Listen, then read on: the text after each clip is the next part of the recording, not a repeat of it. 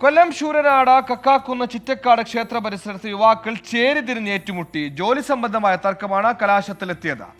അക്രമി സംഘത്തെ മണിക്കൂറുകൾക്കുള്ളിൽ പിടികൂടി ശൂരനാട് പോലീസ്.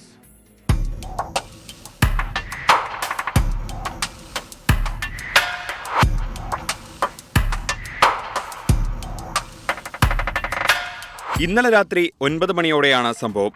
ജോലി ചെയ്ത ശമ്പളം സംബന്ധിച്ച് പ്രതികൾ തമ്മിൽ ഒരാഴ്ച മുമ്പ് ചേരിതിരിഞ്ഞ് ഏറ്റുമുട്ടിയിരുന്നു. പിന്നാലെയാണ് ക്ഷേത്രത്തിലെ ചിറപ്പ് മഹോത്സവത്തിന്റെ സമാപന ദിവസമായ ഇന്നലെ സംഘടിച്ചെത്തിയ യുവാക്കൾ അക്രമം അഴിച്ചുവിട്ടത്. കയ്യിൽ കരുതിയിരുന്ന ആയുധം ഉപയോഗിച്ച് ചേരിതിരിഞ്ഞ് യുവാക്കൾ ഏറ്റുമുട്ടുകയായിരുന്നു. ശൂരനാട് തെക്ക് വിഷ്ണുവിലാസത്തിൽ ഹരി, അഖിൽ ഭവനിൽ അഖിൽ, ശ്രീകാന്ത്, അരുൺരാജ് എന്നിവരാണ് കേസിൽ പോലീസിന്റെ പിടിയിലായത്. ശൂരനാട് SHO ജോസഫ് ലിയോണിന്റെ നേതൃത്വത്തിലുള്ള പോലീസ് സംഘമാണ് പ്രധാന പ്രതികളെ മണിക്കൂറുകൾക്കുള്ളിൽ പിടികൂടിയത്.